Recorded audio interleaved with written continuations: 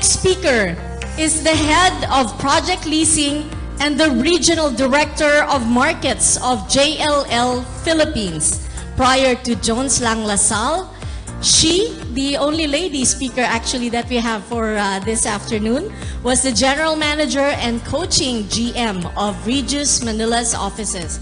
She has a sterling record in handling JLL's exclusive agency appointments. Our speaker for today also spearheaded in leasing out 25 projects. That means close to about 600,000 square meters of office space in record time. Currently, she and her team are relentless in replicating their success in leasing out 41 more exclusive arrangements, or that's another close to almost 600,000 again square meters, maintaining JLL's undisputed leadership in project leasing and landlord representation in the Philippines. In June 2008, our next speaker had joined the team focusing on offices, commercial buildings. Then a newly established unit of JLL, her above stellar performance facilitated the business to grow from a single project in mid-2008 to about more than 80 exclusive building appointments to date. In 2012 alone, she, together with her team, was able to secure 20 new sole agency appointments for commercial buildings. This is an 8% share of the total appointments in the country. Ladies and gentlemen, a round of applause for our next speaker, Ms. Sheila Lobien.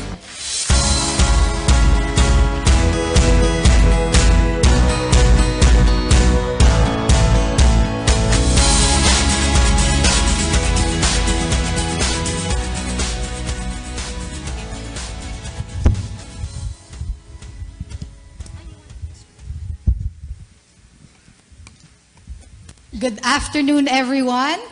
I'm very excited to be here.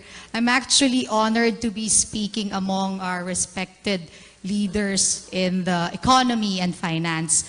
I'm not an economist. I specialize in the real estate market, but I see real estate as one of the best barometers of the economy, because once office space are built and that means jobs are being created in the market. And we're all here today, I believe, because of the growth in the outsourcing industry, in tourism, in the online gaming that we have seen recently. And I would also like to congratulate my good friend Blanca and Klink for another successful economic forum. Can we give them a round of applause, please? Congratulations. You know, 2 years ago, I still remember that back then, our current president was the mayor, and we've heard rumors that he wanted to run to be the president. So we organized this forum for him in Makati, the Asia CEO Forum. And everyone was so excited to hear that he will really run for the presidency. But you know, at the end of the talk, he surprised everyone and said, no, he's not gonna run. So the rest is history. I'm actually very excited to see him later today and see him again in flesh. So this afternoon, I will be sharing with you about the real estate market, what happened in 2017, and how we see the real estate market again in the next few years, and at least our forecast for 2018. I'll be sharing with you deeper about the office, hotel, residential, and the retail market, which was touched earlier by one of our speakers, Mr. Ed Francisco from the BDO SM Group. So let me start. You've seen a lot of graphs already, so I don't want to bore you with this, and I'm not an economist, but I look at this. So if you look at the global market, in JLL, we have what we call the Goldilocks economy, not the bake shop. Goldilocks for us means it's a market environment wherein it's not too hot or too cold. It's just right for the investors who are in the real estate arena to have a very healthy business. And if you look at the GDP growth, globally it's very stable, 3.2%. The inflation rate is also very good, making the central banks come up with a very good regime in terms of credits. And in the Philippines as well, we are saying that we are in that Goldilocks economy. JLL believe that this is what we have right now. Just right, not too hot, not too cold. That's why a lot of big players, big developers are so aggressive in their development. Here in Davao alone, I was speaking with the guy who's representing Mega World, and they said they just launched another 11 hectares of office space in Lanang, just very near SM Lanang, and they believe that there is really growth potential. The BPO industry is booming and growing even here. And Philippines, despite what we've seen recently, the few speakers have already said that everything is looking so bright. We are one of the best performers in the world and here in Asia. Third to China and then Vietnam. Look at this. We should really give ourselves a round of applause. The economy is booming. We're number 3. The world knows about the Philippines right now. And well, Vietnam, well, sir, they're growing in the warehousing business, so they're getting a lot of business from China also. It's because of the labor cost getting high there. So I just heard a comment from a good friend, Mr. Architect June Palafox. Hello, sir. We will catch you soon also. We want to be, fast there. In the real estate market, these are the sectors that we monitor. And as you can see, everything is looking up. Everything is moving up. In the office segment, total supply has been increasing every year. Just last year, we've seen the highest growth in terms of supply. Office space at 1.2 million square meters. So if you're familiar with SM Mega Mall, that's just like building 3 SM Mega Malls in 1 year.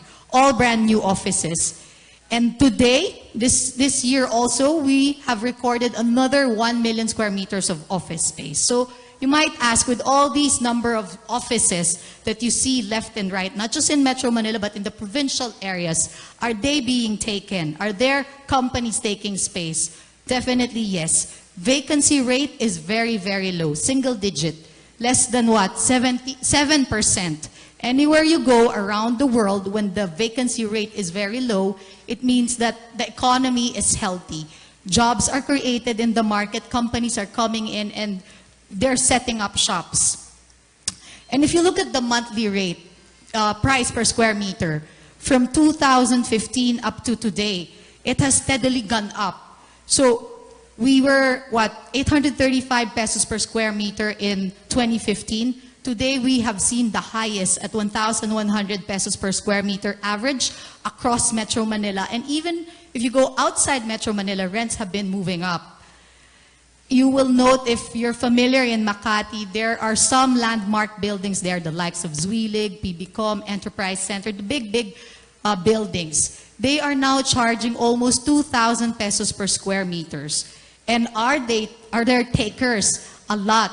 The software online gaming companies are coming here in the Philippines, and they're taking spaces left and right, signing up for one whole floor, 2,000 square meters, at around 2,000 pesos per square meter also in terms of rate. In terms of take-up, the demand side, if there is supply, the landlords, the investors, they're very confident about the Philippine economy, and therefore they're building a lot of construction, offices left and right, malls, condos, and hotels.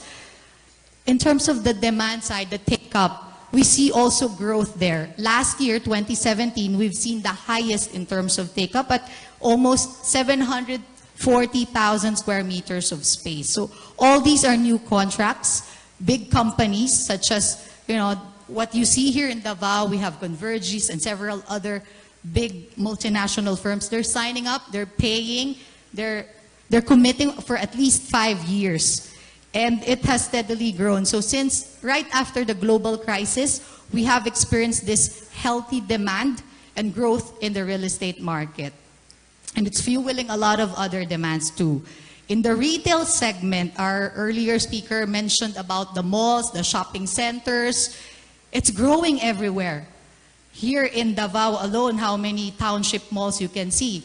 SM, they have the Mega World Group. They're doing another community mall in Lanang. And it's not just here, but in other provincial areas as well. And the future supply also is getting outside Metro Manila. In the hotel segment, tourism is booming, and that's why we see a lot of hotels from 5-star to the businessman's hotel booming left and right. You go to Fort Bonifacio, you have Shangri-La, you have Ascot. Here in the provincial areas, we have here Marco Polo and other businessman's hotel also moving.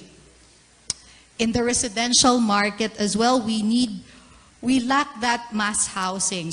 But if you look at the mid-market, there are many, and there is demand. It's not, there are buyers, the OFW families, they buy condominiums, the BPO workers also. There is also a growth in that area, and mostly they're in the CBDs. Outside Metro Manila, we see growth in Cebu and Davao and Iloilo as well. So in the office market, let me just show this again with you. We see a very healthy market. There's definitely no bubble there. What's being supplied is taken, and the rental rates have been increasing at about 5-6% annually. And this is one of my favorite slides. I always want to share this because we monitor, there is this top 100 BPO cities, and 4 of them, they're here in the Philippines. India, of course, is number 1. They have a lot of engineers there. They churn like 1,000 engineers every year. So they capture that higher value work. But in the Philippines, we're the number 1 in voice. And in that top 100 BPO cities, we have Manila, Cebu, Davao, and Santa Rosa, Laguna. This industry, they said, will outpace the OFW receipts or remittances this 2018. Currently, we have about 23 billion, and jobs directly and indirectly, they're now employing what, about 5 million. And there are a lot of other businesses being built in this area. So I'm very happy and excited to share this because, oops, sorry, let me go back. There's a projection that by 2020, the global BPO revenues would reach 250 billion. Currently, we're what? 23 billion. So if we can just grow to about 16%, 16% in 2022, we could be what? A 40 billion industry. India is a giant. They are what? 150 billion industry in terms of call center BPO. Philippines right now is just 27. So there's so much room there for us to grow. We have to work on the higher value work, the work that would require thinking, employing professionals such as the engineers, the architects, the accountants, not just the voice wherein many companies now, they're quite concerned that eventually it will be taken by the AI, the robots. What we want to do is to work on that higher skilled work wherein we'll get more investors to come in and they will pay the Filipino a higher labor cost. And can we sustain this growth? Can we really go to that level wherein we can be probably a little bit like India in terms of growth, $40 billion by 2022? Can we do it? I say yes because we have this demographic window.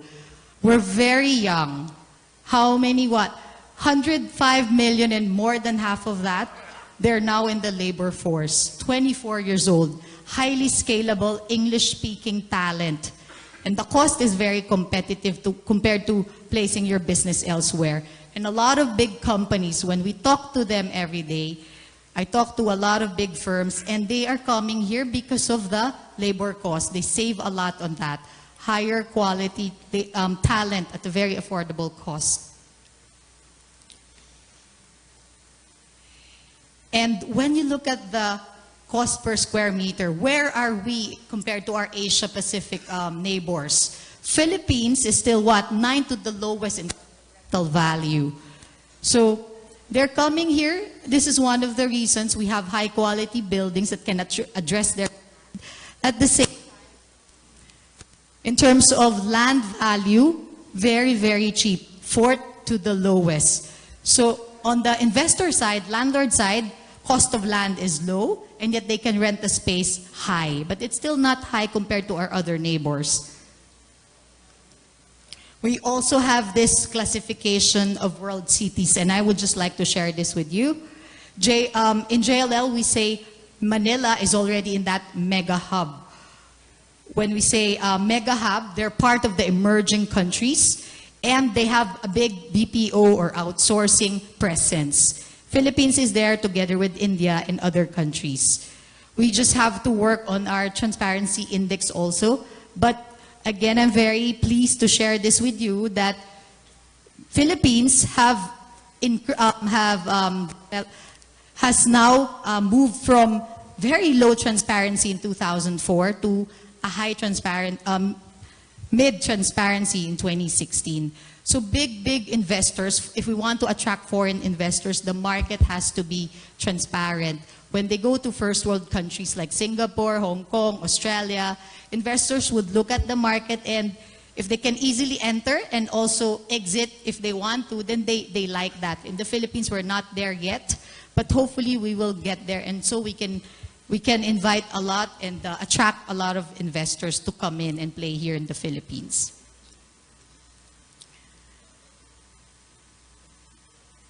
So I just want to compare the mega hub cities, and Philippines is there. These are some of the countries who compete with us in terms of the BPO market.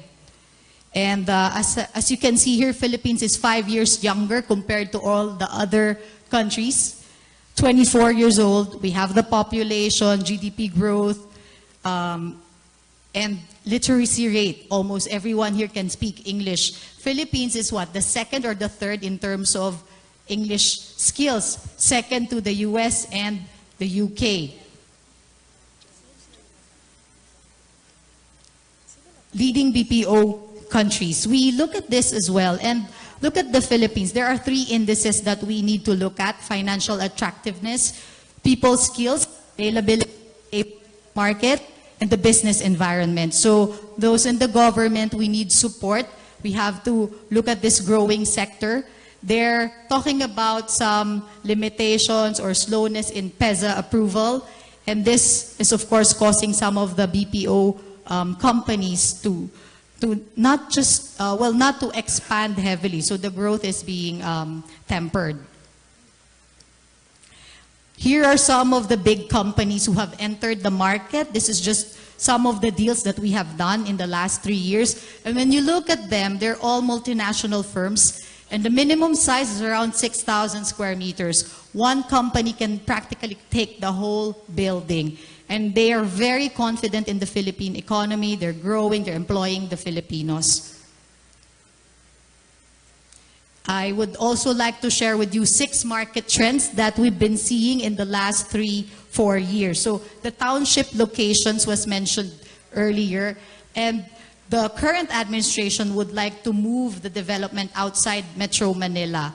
And you'll notice here, a lot of business parks, township malls are going outside the metro, decongesting Metro Manila. Metro Manila is super traffic right now. But when you go outside, I was just in Cebu yesterday, and it's so different there. It's like being in Makati also, with all the traffic and all the infrastructure happening, development, condominiums left and right there. So, but I'm not complaining. This is good. When these things are happening, it means, you know, jobs are being created. There are a lot of things to do. There's a lot of business for everyone here. And second trend, so this is just about Davao. We know why we're here and why we're doing business in this city. Cebu as well. These are the top 2 provincial cities after Metro Manila. We were just here yesterday and we inaugurated this building. It's an 11,000 square meter space that will be open in Cebu IT Park. The next trend is the mixed-use business district. So the big boys are leading the way in this compact business. Mega World, SM, Ayala, the Villars. And what they're doing right now is, you know, in one area, people can play, live, work. So there's hotel, there's office, there's schools there. And it's good because with so much traffic, it's better to be in one area and you don't have to fly in and out or go in and out.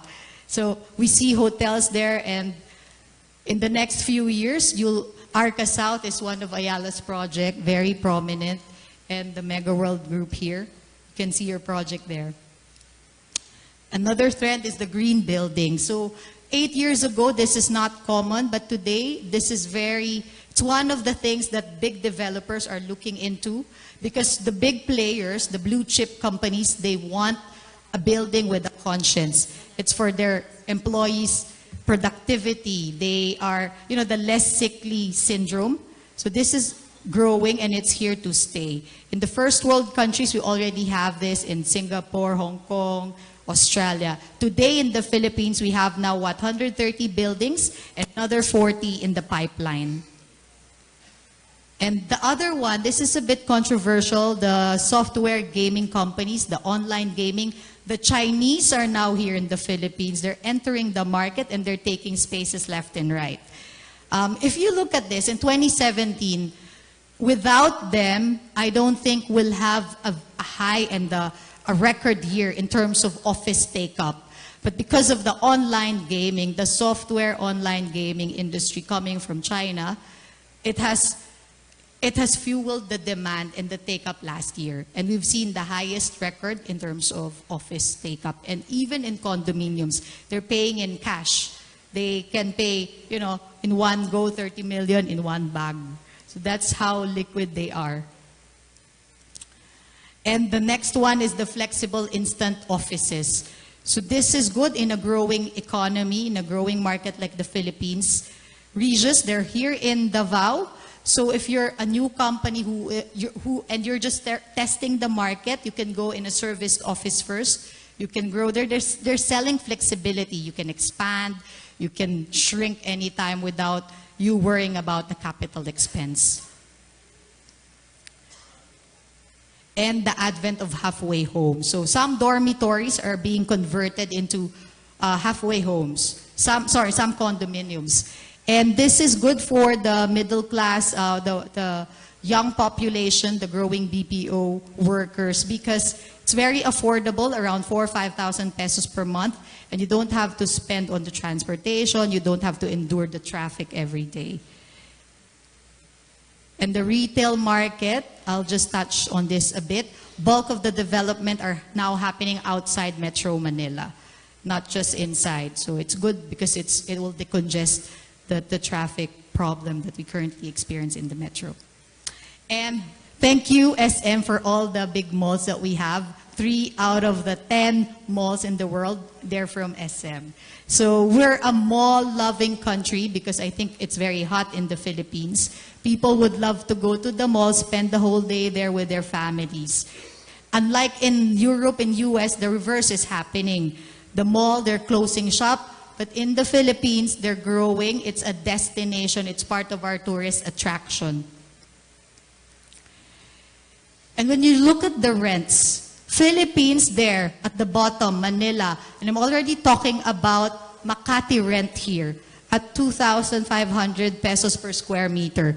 The lowest in Asia. Of course, Hong Kong is a different animal there. The most expensive real estate in the market there in Hong Kong. Here are some of the brands. A lot of big brands have entered the market. Almost all the international brands are already here in the Philippines. Brands that you just see in Europe, they're found here. And most of the time, they're partnering with the big boys, the Ayalas and SM. In the residential market, as I've mentioned, there is a backlog in the mass housing. The government is addressing that, and there is business opportunities to be made here. However, we see that it's a very healthy market too, because what's being supplied or also is taken, and the demand is coming from the locals, from the Filipinos, from the OFW workers. So just showing you some of the details on the housing demand and the backlog that we need to address. And bulk of the condominiums, you can see they're in the CBD, main CBD. They're targeting the BPO employees, the young executives. tourism and hotel. A little bit about this, very close to my heart because I'm a tourism graduate, and I always believe that the Philippines has a very good potential to grow this third leg of the Philippine economy. So after OFW remittances, the BPO employees, the BPO revenues, this is the next big thing for the Philippines. And that's why we are very excited with all the infrastructure project that the current administration is really promoting. With that, I believe that tourism will grow and will really be the third leg of the Philippine economy. Because number one, Filipinos, as you know, we're very hospitable. We love to entertain, we love to make sure that when we have guests, they experience the best time here in the Philippines. So this is something that I'm very excited about. We have a lot of tourist spots. The hotel market, that mid-market we're in, you know, the affordable hotels, it's also growing in the provincial areas. And there are so many opportunities in this tourism and hotel sector. So there's growth in the tourism arrivals as well. Number one tourists now are the Koreans. We have one investor over here, Mr. Simon Beck, and he's from Korea. He's promoting the Philippines in Korea and trying to invite a lot of them to come here in the Philippines. So all moving up. So much graphs have been shared earlier, but I would just like to share with you that tourist arrivals have gone up and the tourist receipts have also increased in the last 5 years. This is the hotel pipeline. If you want to know where most of the hotels are coming in, entering the market, bulk of them are in the Bay Area, where all the casinos and gamings are currently happening. So we have Okada there, we have City of Dreams, Soler, and several other new hotels will enter in that market. And why the Philippines? As you've heard already, it's very positive. The market is still good. A lot of opportunities can be made. We have all these. Competitive labor market, very large English young population that you can't find anywhere else in our Asian neighbor for now. Tourism is growing. GDP very, very stable. Inflation rate quite low. People can borrow. The investors are very confident. They're really feeding the market, they're investing. I know a lot of rich Chinese Filipino billionaires who are not in the real estate market, but now entering the real estate market because there's so much opportunities to be made there. But what are we missing? There's this thing that we still need to work on, and I'm sure you will all agree that we still need the infrastructure bit. This is something that we have to work on. When we talk to big multinational firms, they would always ask us, in that province, Sheila, is there, you know, does it flood there? Good supply of electricity, the internet, bandwidth is strong. These things, we have to do that. Is the government or the local municipality would support us? And I saw Governor Amy Marcos earlier. I know in Ilocos, she was really promoting it as the BPO hub. And she's giving a lot of tax incentives, I heard last time, ma'am, when you talk in Manila. So there are some BPOs who are already there now. Talent, of course, is always one of the main thing that the outsourcing companies would ask us. If there is a good supply of labor in the provincial area, then they would go there. And if the municipality, of course, will support them, then all the more that they'll be encouraged to invest in that city. So these are the things that we need to work on. And if we play our cards well, I think it's very doable to be, like the first world country. And here's our ranking, just to show you. We're what? 91st among 144 countries. We're very, very low in terms of infrastructure ranking. We're improving, but we need to work on we still need to improve on a lot of things. Look at Vietnam. They're in terms of Indonesia 39 and Thailand 36. We still have to do a lot of things to catch up. Sorry, I have this not smiling face. And the Dutertenomics, that's why I'm so thrilled about this. ADB said that if we will really do all these infrastructure projects, then we can even have higher than 6.8 GDP forecast for the next 5 years. We have World Bank and IMF here, and I'm sure they'll be telling you a lot of good news too. They know what's happening in the market more than we do.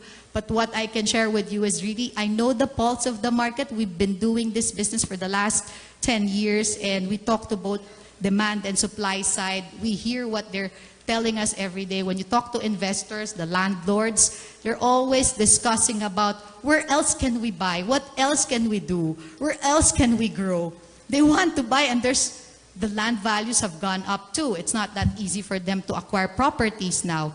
When you talk to the supply side, the big players in the market, the BPO industry, they're also looking at expansion space. Where can we grow? Which city is next? What is the best way to enter? Where to go? So everyone's talking about growth. I hardly, in the last 8 years, I've not met any developer or any client of ours on the demand side, the BPO industry, talked about shrinking and closing shop.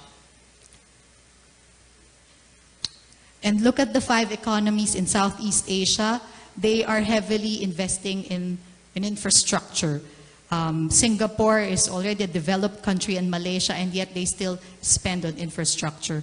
Our budget of 23 billion is just right. The other countries are also doing this, Thailand and Indonesia. We need to do a lot of catching up. You can log on to the DPWH website and look at all these developments, airports, the links, the connectors. So here in Davao, there's this Davao City bypass. And my dream, you know, someday I want my kids to be able to go to their workplace using the MRT and LRT. When I go to Hong Kong, I love taking the train because it can take me anywhere. And you can be like this and ride the train. So I want to see that in my lifetime, or perhaps in my daughter and my son's lifetime, they'll be able to do that. Take the train to go to their offices. But we can't do that yet today. It's a big dream, but I hope it will happen, at least in my life. In their lifetime, my daughter is here, she's watching. So we have all these projects, the People Connect, making Philippines connected with free Wi-Fi, and health also. There are a lot of projects of the government improving the current health facilities. So our outlook for 2018, to end my talk, it's still the same. Fearless forecast, still Goldilocks economy, very right for investors and people to come here in the Philippines. The outsourcing industry, the software gaming companies, the Chinese players who are here, they will still stay here. There are just some limitations, or I would say challenges. PEZA, the licensing, it has slowed down in the last 2 quarters, but we have seen some improvements now. You know, some tax changes might affect. We have not felt it yet, but I think we need to support this industry because they're really fueling the economy, and they're here to stay. So hopefully all the OFWs also will come back and have employment here in the Philippines. And the retail market, the growing middle class, fueling this, supporting this. The challenge we see right now, of course, is transportation and the traffic. And on the residential market, it's still the same. There is demand, there is take-up because of the growing middle class, growing population, the BPO workers, purchasing condos and residential needs. And the third leg, of course, of the economy, the tourism. We have a lot of good attractive tourist destination, and it's something that when the infrastructure projects are all in place, I think it will really benefit the tourism industry. A little bit about JLL. We're in the real estate market. We're present all over the world, and I'd be very happy to address any questions that you may have about the real estate business here in the Philippines or elsewhere abroad. Thank you. Have a great afternoon. Hey, thank you. Thank you very much, Ms. Sheila. Please take care. Please sit down here. Even as we call back to the stage, Dr. Dakila.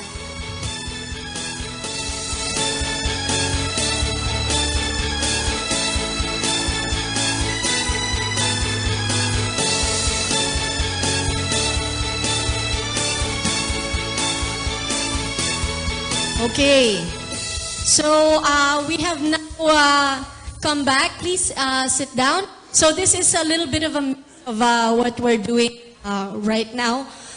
We open the floor to questions, and I'm sure they're very capable of answering all of them. Go ahead, Mr. Yulo. You're the first today.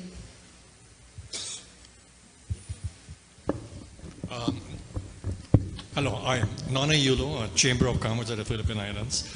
First, I'd like to congratulate Dante Ang, Klink, for having invited the kind of speakers he has. They're very good. So, Mr. Dakila and Sheila, wonderful presentation. Now, a question.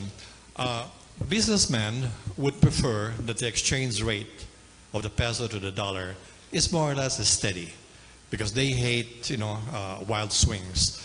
Does therefore the BSP in their own internal policy agree with that statement that you should intervene if needed to more or less keep the exchange rate steady? The second question is to Sheila. Parking and traffic is a major problem. Do you, in your dealings with people, try to influence the developers, the supply side, to provide enough parking space? For example, if you buy a modern condominium, there is no parking for guests. They don't even have enough parking for the people who live in the condominium. Thank you. Okay, so yeah, Dr. Dakila first, please. Okay. The policy framework for the exchange rate is to have the value of the peso relative to foreign currencies be determined by the market. Because the market is the best gauge of where the directions of the valuation of the peso should go. Having said that, we always say that there is room for the BSP to participate in the market in order to if there is too much volatility and that volatility is threatening to get a momentum of its own, then it's also not good for the economy.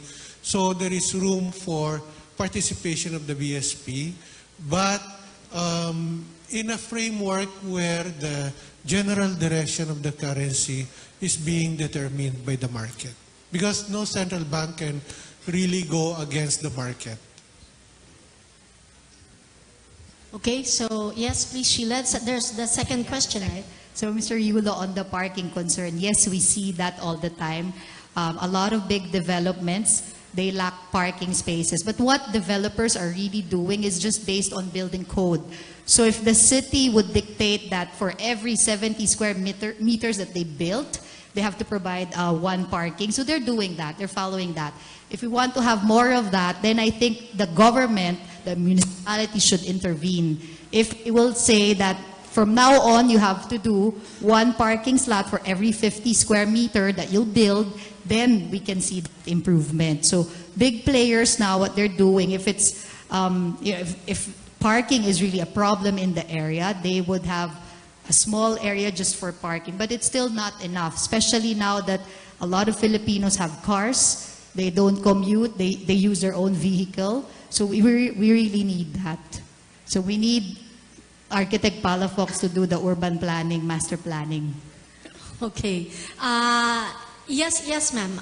And then after that, sir, you will be the third person to ask. Please state your name and your company. Hi, good afternoon. I'm Arlene Oliveros. I'm an international wine expert and certified Italian wine ambassador for Vinitaly and Collezioni. I'm also the founder of World of Wines Canada and Philippines and the founder of Frosh Vinotherapy and Cosmetics. So this is really a happy day. I hope we have wine to say. Cheers to the Philippines. Ang galing lang Like talaga. that. Ang galing lang talaga. And I think my question is, I've heard too many great things about BPO and the online gaming industry. I wish down the road, wine and enogastronomy can be one of those major players, and we can talk about it down the road.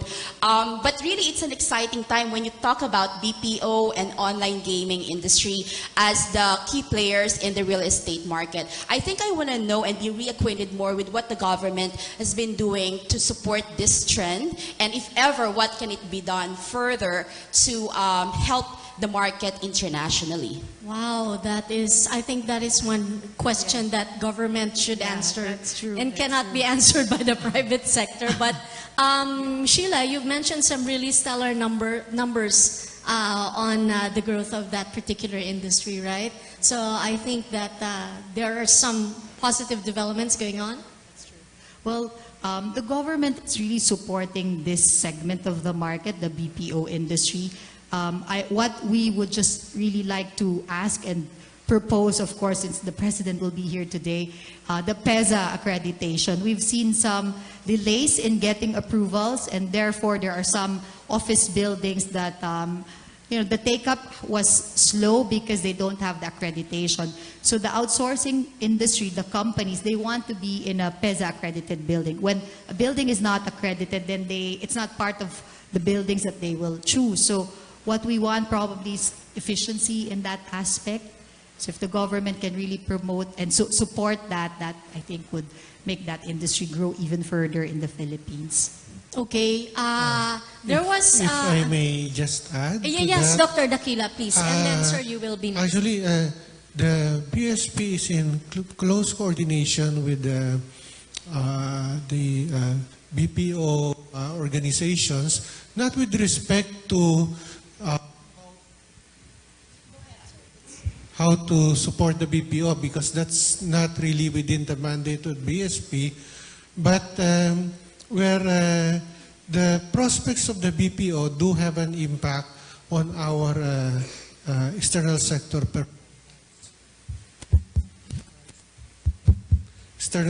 performance. And I can just mention to you some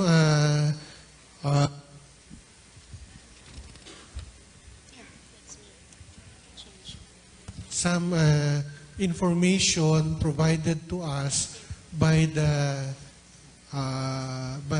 BPO industry. This is the IT BPM Sector Roadmap 2022. What do they see? In that span of time, for low-skilled tasks, there will be about a cumulative dampening of 29%. So that's a challenge.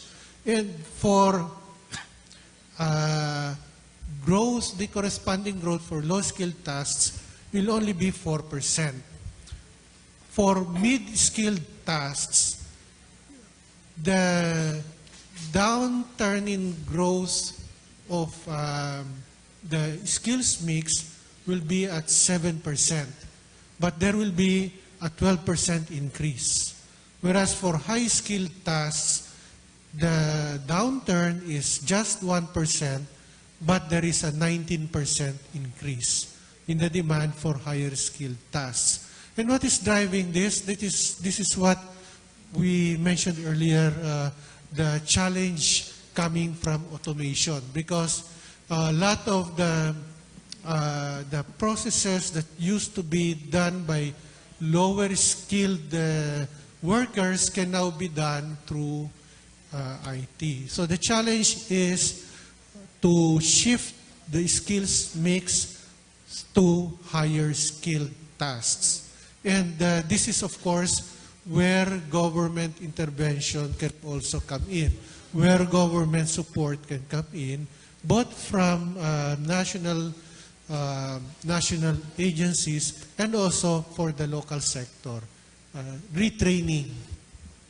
Okay, so at this point, we only have time for one last questions. But don't worry, sir, they will still be here later. But we just need to wrap this portion up. But yes, please state your name, sir, the company where you're from, and the question, please. Thank you. Good afternoon. I am BJ Hukutan from the Davao City Chamber of Commerce. And I am a mentor of the Kapatid Mentor Me program of the DTI. Okay, I have mentored about 300 micro and small enterprises, and the problem was the availability of loans, fund for them.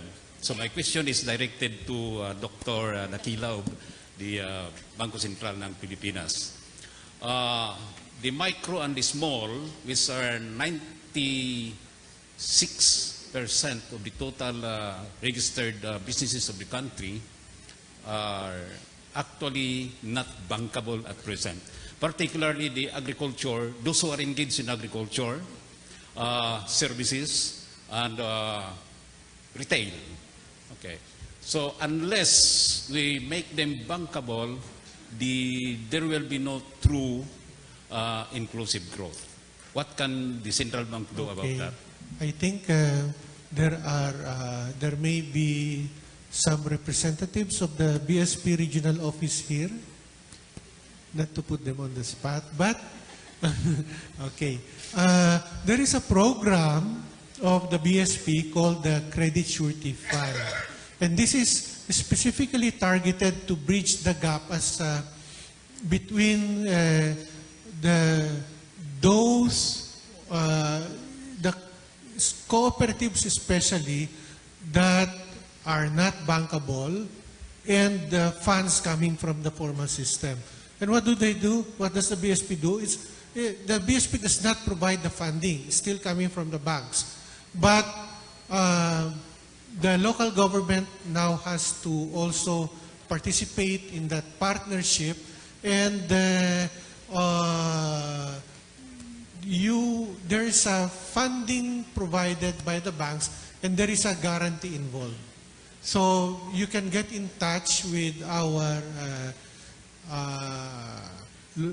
regional office here for further information about the Credit Surety Fund.